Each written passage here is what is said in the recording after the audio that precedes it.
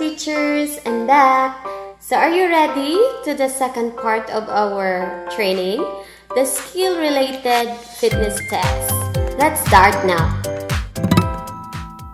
Now let's move on to the second part of our physical fitness test. We have the skill-related fitness test. Number 1 is juggling. What is being developed in juggling? We have coordination. What is coordination? That is the ability to use the senses with the body parts to perform motor tasks smoothly and accurately. What is the purpose in juggling? You are going to measure the coordination of the eye and the hand. What are the equipments to be used? Number 1, sipa or the washer, weighing 4 grams with 5 inches strong if you are going to use washer. Or you can also use 20 pieces bundled rubber bands or any similar local materials as long as the weight is 4 grams. Procedure. For the tester, you hit the sipa or the rubber bands or any similar local material alternately with the right and left palm upward.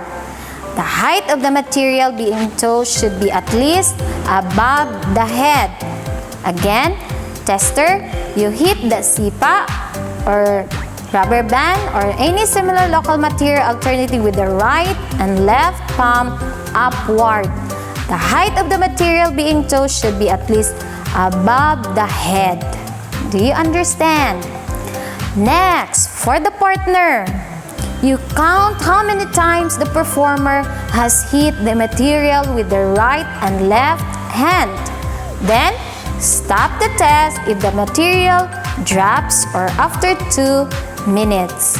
Then, there shall be 3 trials. For the scoring, you record the highest number of hits the performer has done. Then, you see the interpretation of their score. So, this is the interpretation for the juggling. 41 and above hits, you will have excellent. 31 to 40, very good. 21 to 30, it's good. 11 to 20, it's fair. Then 1 to 10 needs improvements. So, a video for juggling will be shown after.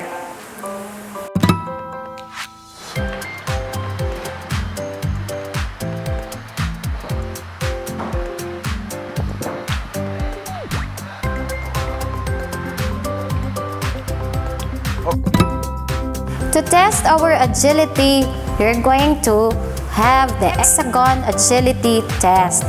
By the way, what is agility?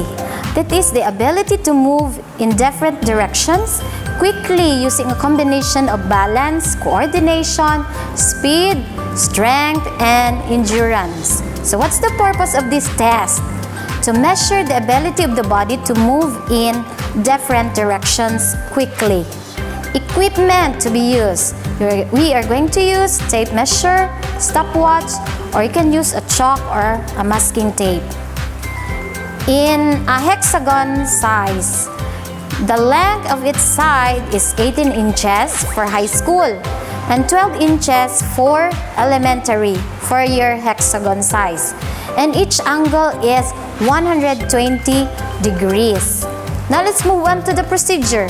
For the tester, you stand with both feet together inside the hexagon, facing the marked starting side. At the signal go, using the ball of the feet with arms bent in front, you jump clockwise over the line, then back over the same line inside the hexagon. Continue the pattern with all the sides of the hexagon. You rest for 1 minute, then after that, you repeat the test counterclockwise. So, opposite to clockwise. You are going to do the activity in a counterclockwise when you repeat the test. For the partner, you start the time at the signal go, and stop once the performer reaches the side before the side where he or she started. Next, you record the time of each revolution. Then, restart the test if the performer jumps on the wrong side or steps on the line. For the scoring, you add the time of the 2 revolutions and divide by 2 to get the average. So, record the time in the nearest minutes and seconds. So, let's watch the video of the Hexagon agility test.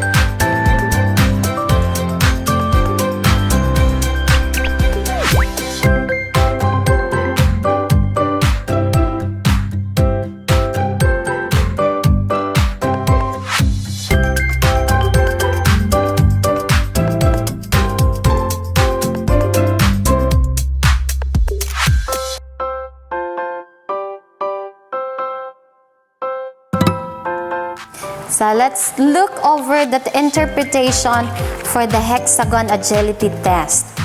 If you will get 5 seconds and below, that is excellent. 6 to 10 seconds, that is very good. 11 to 15 seconds, it's good. 16 to 20 seconds, it's fair. 21 to 25 seconds, needs improvement. Then over 25 seconds, that is already poor. So that is the interpretation for the Hexagon agility test. Next test is a 40-meter sprint. We are going to determine the speed, or we are going to test the speed. What is speed? That is the ability to perform a movement in one direction in the shortest period of time. So what's the purpose of 40-meter sprint? We are going to measure the running speed. Equipment or materials to be used. We need stopwatch, then the running area with known measurement of 40 meters. Procedure. For the tester, at the signal ready, you stand behind the takeoff line. The tips of the shoes should not go beyond the line and assume a crouch position. At the signal, get set. You assume an uncrouched position, buttocks up, with both hands on the starting line. Next, at the signal, go, run to the finish line as fast as you can. Let's watch the video.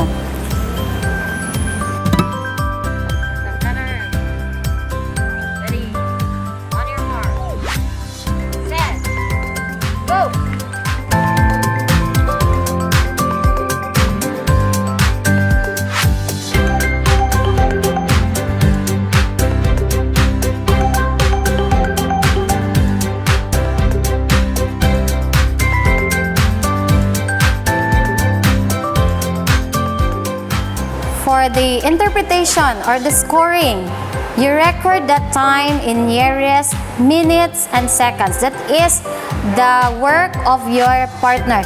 You set the stopwatch to 0 point. Then at the signal go, you start the watch.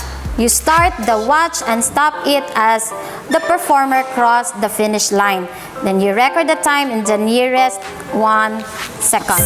So this is the standard norms in seconds for boys and girls. So you just look at the slides.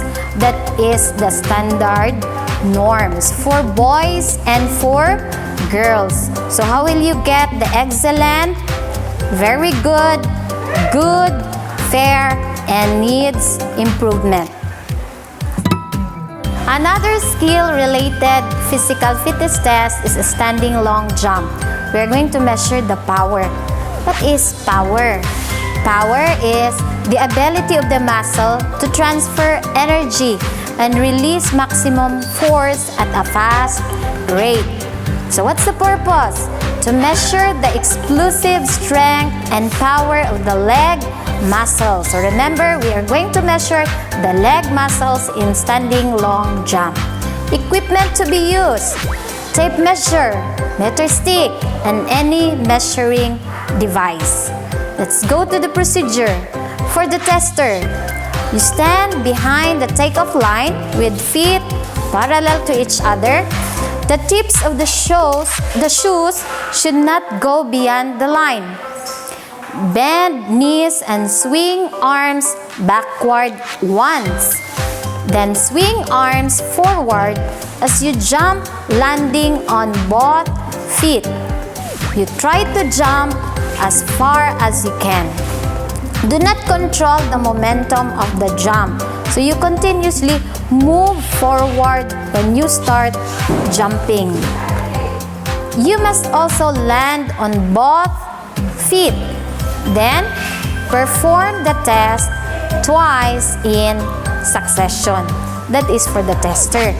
For the partner, you place 0 point of the tape measure at the takeoff line.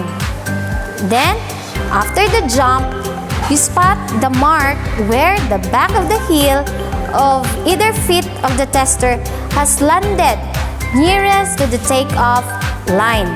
Then, record the distance of the two trials.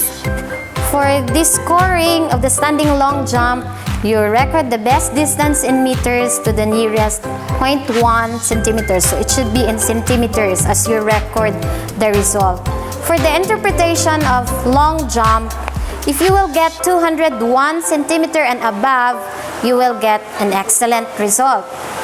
151 centimeter to 200 centimeter, that is very good.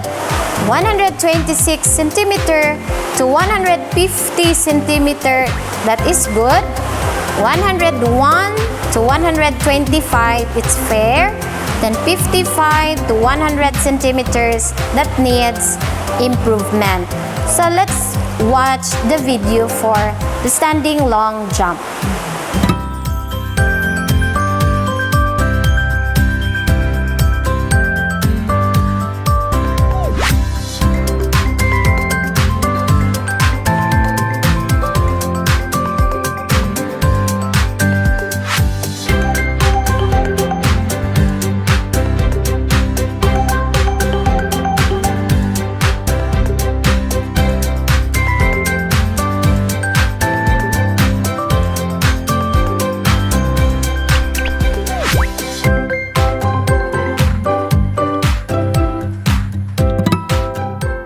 Another skill-related fitness test is a stork balance stand test. This is to determine balance. What is balance? Is the maintenance of equilibrium while stationary or while moving. What's the purpose? To assess one's ability to maintain equilibrium. Equipment. We need flat, non-slip surface. And we need also stopwatch. Procedure. For the tester, you remove the shoes and place hands on the hips. Next, position the right foot on the side of the knee of the left foot. And then, raise the left heel to balance on the ball of the foot. Then, you do the same procedure with the opposite foot. For the partner, you start the time as the heel of the performer is raised off the floor. Then stop the time if any of the following occurs. If the hand or hands come off the hips. Another, the supporting foot swivels or moves or hops in any direction. Another, the non-supporting foot loses contact with the knee, or the heel of the supporting foot touches the floor. So those are the things that you are going to observe as you stop the time. So this test shall be in 3 trials. For the scoring, you record the time taken on both feet in nearest seconds and divide the score to 2 to get the average percentage score. So you will see in the slides the interpretation of the stork balance stand test. So let's watch the video for stork balance stand test.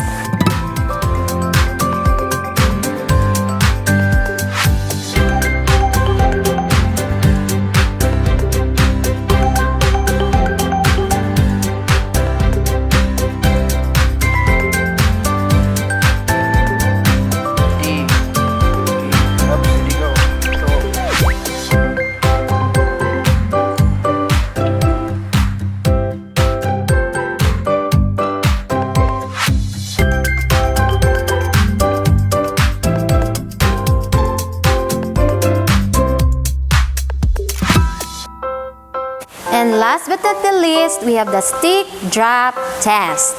We are going to determine the reaction time. So meaning the amount of time it takes to respond to a stimulus. What's the purpose? To measure the time to respond to a stimulus. Equipment.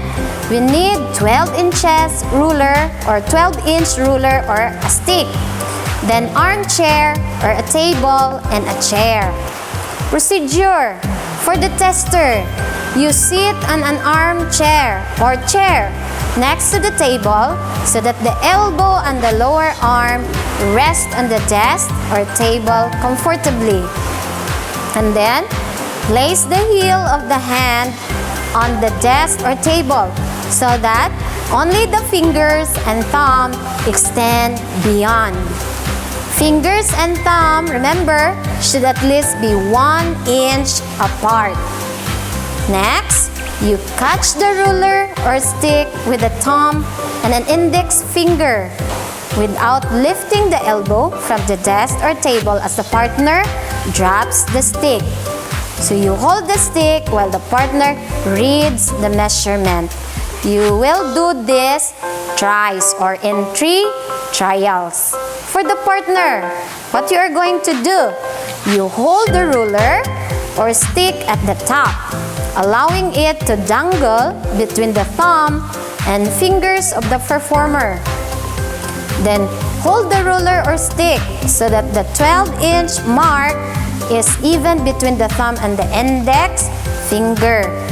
No part of the hand of the performer should touch the ruler or the stick. Then, you drop the ruler or the stick without warning and let the tester catch it with his or her thumb and index finger. Then, you record the score on the upper part of the thumb. So let's watch the video for the stick drop test.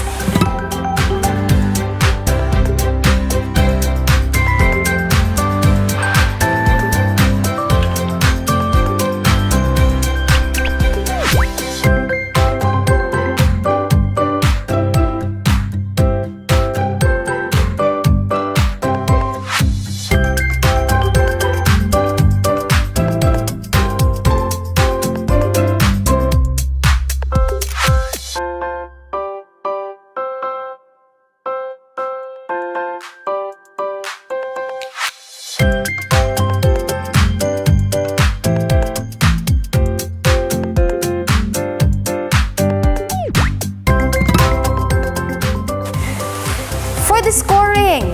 You record the middle of the three scores. For example, if the scores are 21, 18, and 19, so the middle score is 19. In case where the two scores are the same, for example, 18, 18, 25, the repeated score shall be recorded. So, 18. So, this is the interpretation. 0 to 2.4 centimeter, that is excellent. 5.08 centimeter to 10.16 centimeter, that is very good. 12.70 centimeter to 17.78 centimeter, that's good. And 20.32 centimeter to 25.40 centimeter, it's fair.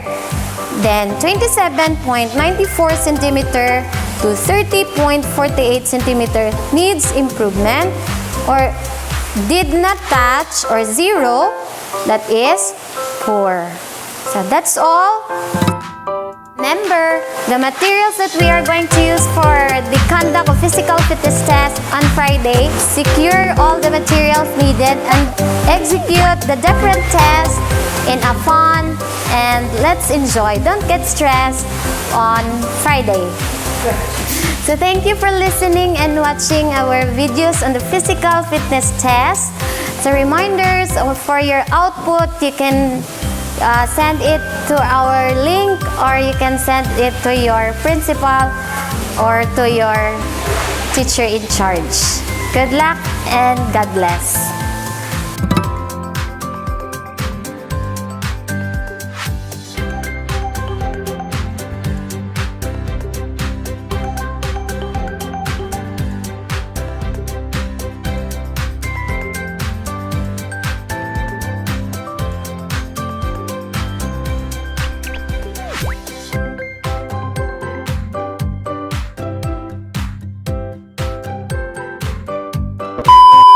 Skills day. Part 2.